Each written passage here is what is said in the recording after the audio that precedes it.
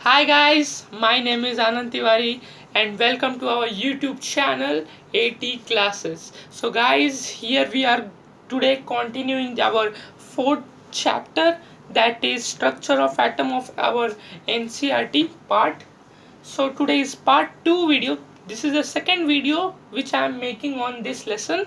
So do watch my earlier videos if you have not watched it. Do subscribe it, like it and share it to many and many people so that they can learn and earn something. Yeah, so let's today continue our part second with the Rutherford's model of an atom. Earlier classes means part 1 lecture I have taught you J.J. Thomson's atomic model, which was similar to Christmas pudding, like him, right? So today we will be going to learn the very clear, very interesting part of fourth lesson, that is Rutherford's model of his atom. We can tell it as his atom because what the atom he has discovered is his atom, right? So let's continue. Now the full name of Rutherford was Ernest Rutherford. Now he was keen in knowing how the electrons are arranged within an atom, right? So he wanted to discuss or to prepare a model of it, means how the atoms are there, how protons are there, how electrons is there. He wanted to discover the science. So after J.J. Thomson in 1900, he was the first to give the exact model of an atom after J.J. Thomson. The first was John Dalton, the second was J.J. Thomson, and the third was Rutherford, Ernest Rutherford. So now, for seeing how the electrons are arranged within an atom, Rutherford designed his own experiment. Now what was in his experiment? Let's see. Now in his experiment there were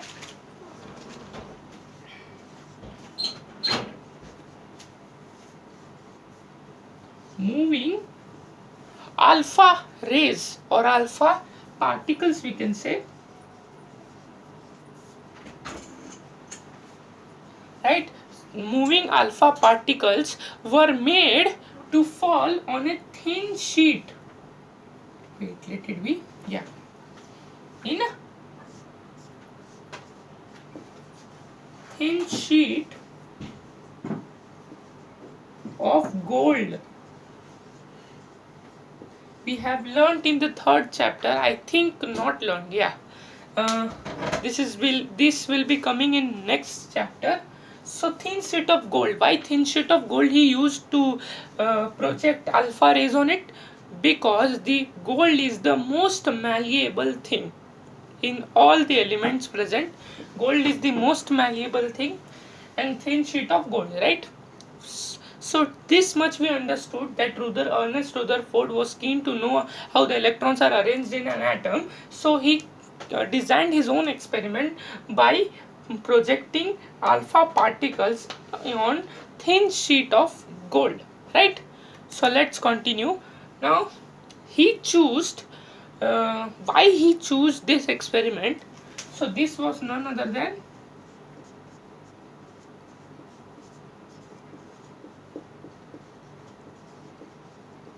experiment. Whose experiment? Rutherford's experiment. Now why he chose it? I will be giving you this knowledge, that he selected gold foil, right, as I told you, because he wanted thin layer as much as possible, and gold foil was about 1000 atoms thick. Means I told you that 1000 atoms thick means only 1000 atoms. I think I will tell you, a thin sheet of paper. Just a minute, I will show you. See, this is a paper, and this one paper. This thin sheet of paper is made up of two. Yeah, this is double. Yeah, see, you can see this, how much thin it is. Now this thin sheet of paper is made up of thousands, millions and millions and millions of atoms. This thing is made up of millions and millions of atoms. Now, and the gold foil was just 1,000 atoms thick, just 1,000, right? So that's why he chose a gold sheet or gold foil. Now, alpha particles, why he used alpha particles? Why, alpha particles are doubly charged helium ions, and helium have 4u, means 4 atomic mass. These particles, these particles move fast and have a considerable amount of energy, right? Now, it was expected by Rutherford that these particles would be deflected by some atomic particles in the gold atoms. Now, since the alpha particles were heavier than the protons, uh, they did not expect to see large deflection, some amount of deflection. That's why he used thin sheet of gold and alpha particles, right, made up of helium. Now, what was the result came? This is the very important thing. You just listen. He saw that the alpha particle scattering experiment have totally unexpected results. Now, the thing what he have seen, or he have means heard from J.J. Thomson, that a matter is like a Christmas pudding. These are all protons filled like cytoplasm, these all are protons filled in it, and electrons are just like this seeds in a fruit, watermelon, seeds in the watermelon. Now you can imagine how Rutherford had discovered this. He saw that alpha particle scattering experiment gave totally unexpected results comparing to J.J. Thomson. Now, what were the observation made from the Rutherford? Now, let's see about that observation. Now, yes, the first thing that Rutherford noticed was most of the fast moving alpha particles. As alpha particles were made up of helium, they have atomic mass 4u, right? 4 Dalton we know, right? So these alpha particles pass straight throughout the gold foil. Now he saw that this is a gold atom, right? Gold AU. This is the gold atom. Now from this gold atoms, the alpha particles move straight. He saw, means he shocked. He was shocked. The Rutherford was shocked that how J.J. Thomson told that protons are like cytoplasm, like the pudding in a ball of Christmas pudding. I told, right? Yeah. See, according to him, if protons are there, the alpha particles will hit them and deflect some amount of energy. But it doesn't happen like that. The most of the alpha particles traveled straight, and some of them deflected like this. Very means 180 degrees straight, so its deflection would be some amount of, means 1 degree, 2 degree, like that, right? Now, some of the alpha particles were deflected by the foil by smaller atoms.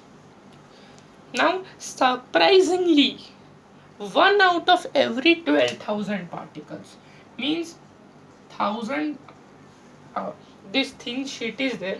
So, after every 12,000 atoms,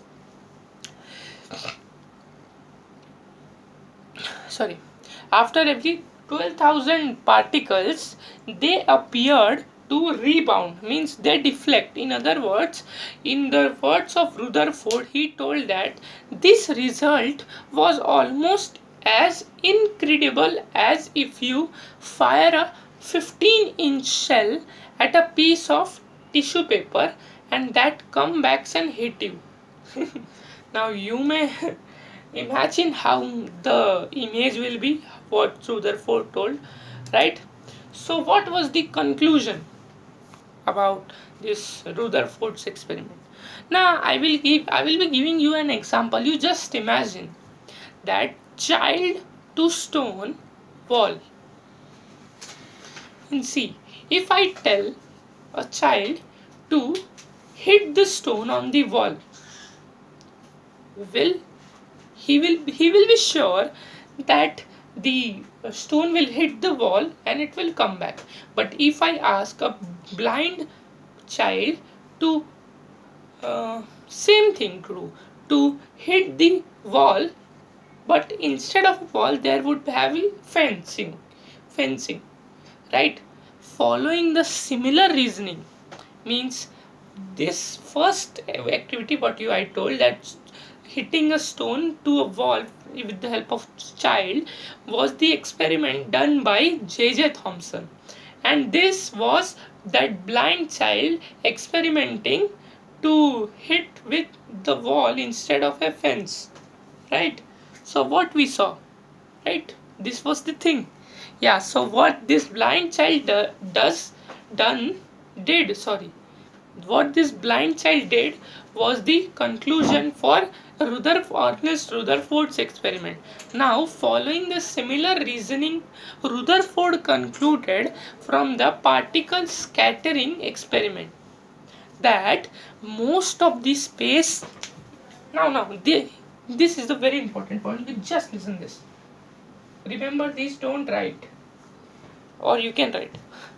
Most of the space inside an atom is empty because most of the particles were passed through the gold foil without getting deflected. Very few particles deflected from their path. This indicates that the positive charge of the atom occupies very little space. Means, as we now know, it present in the nucleus, it occupies very little space. That's why it happens, right? Yeah. So this was because of this. Now let's continue. Now a very small fraction of alpha particles were deflected by 1800. This was indicating that all the positive charges and the mass of the gold atom were concentrated in a very small volume within the atom that we call today as nucleus, right? From the data, he also calculated that the radius of the nucleus, nucleus we know, the radius of this small nucleus and this atom. Small nucleus is about 10 raised to 5 times the radius of an atom. Means if the radius of atom is 10 centimeter, let it take as 10 centimeter, then it will be 10 into 10 raised to 5 centimeter the radius of C. The difference comes of 10 lakhs. If it is 10 centimeter, 10 lakh centimeter. What a huge, right? So let's continue.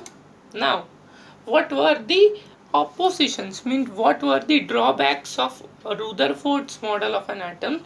He was also a very famous scientist, but what were his drawbacks? The work for his drawbacks were the revolution of the electron in a circular orbit is not expected to be stable. Now, any particle in a circular orbit would undergo acceleration, right? So, during acceleration, these charged particles would radiate energy. Now, thus the revolving electron would lose energy and finally fall in nucleus, right? Now, if this were so, if this would happen, the atom should be highly unstable. Means the atom may be highly unstable, of course, and hence would not exist in the form that we know now, right? Now we know that atoms are quite stable, and according to his model, they were unstable. So these were the drawbacks of Rutherford's model. So now we will be going to discuss about a very famous person who gave us the perfect model of an atom that we know today as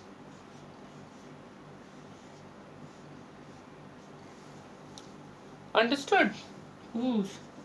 Yes, Bohr's model.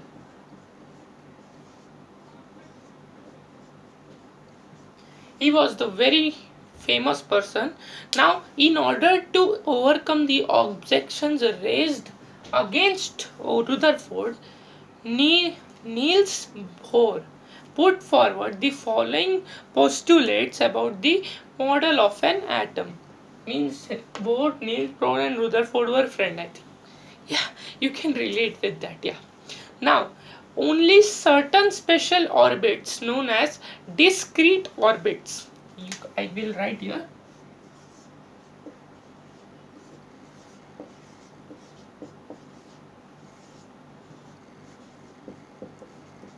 Discrete orbits of electrons are allowed in the inside the atom. Right now, while revolving in this discrete orbits, the electrons do not radiate energy. Now, these orbits or shell are called energy levels.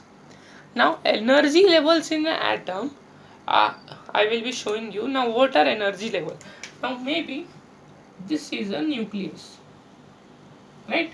This is the first energy level, second energy level, third energy level, right? Uh, Third energy level, fourth energy level, right? Now, what are these? This is nucleus. I will write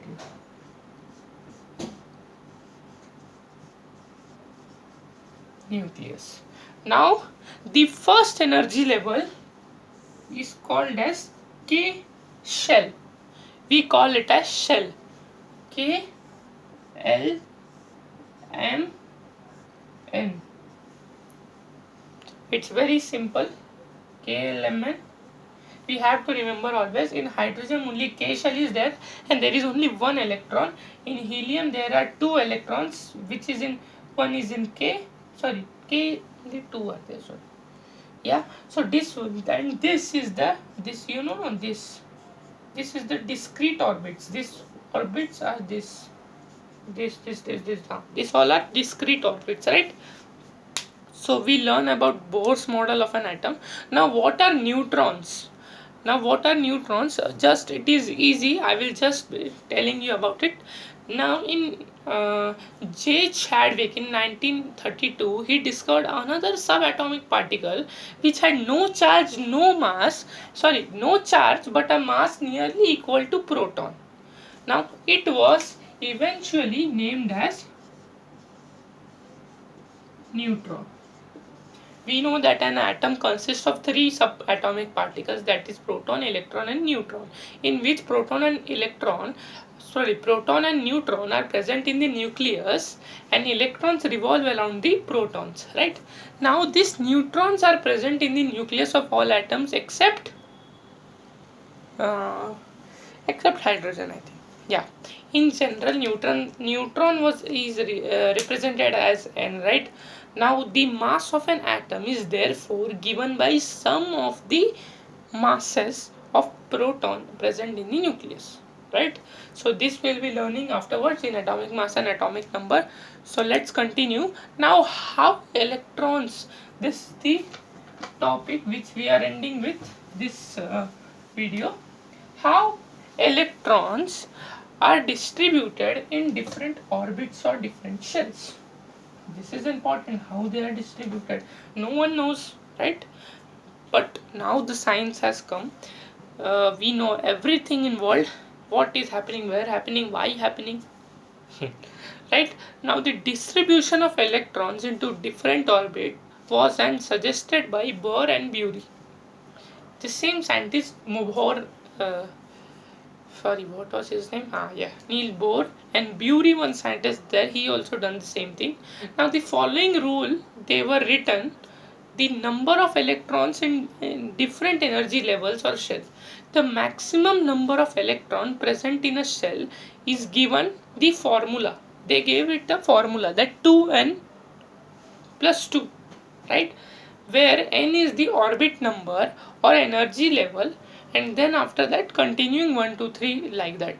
Okay, now hence the maximum number of electrons in different shells are as follows, which is the first orbit uh, will be K shell. So 2 into 12 is 2, right? Now second orbit L, 2 into 22, 8. Okay? Sorry, uh, 2 into 4, yeah, 2 into, say, 2 into 1 plus 2, that is 2 into 3, that is 6. Sorry, yeah, 2 into 2 plus 2, that is 2 into 4, that is 8. Now third shell, 2 into 3 plus 2, that is 18. 6 into 2, sorry, 6 into 3, 18. Now and so on. Now the maximum number of electron that is accommodated in the outermost orbit is 8. Now in the further classes you will be learning about how electrons are developed, means how electron, what is the law of electron octet means in any atom there cannot be more than 8 atoms, yes, 8 electrons in the outermost orbit or outermost shell or outermost discrete orbit. Yeah, now electrons are not accommodated in a given shell unless the inner shells are filled with them. Now that is, the shells should be filled in a stepwise manner.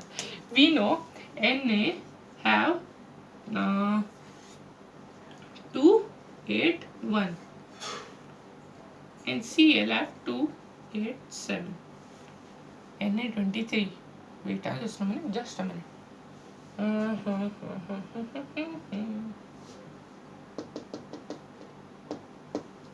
Yeah, like that only something is there.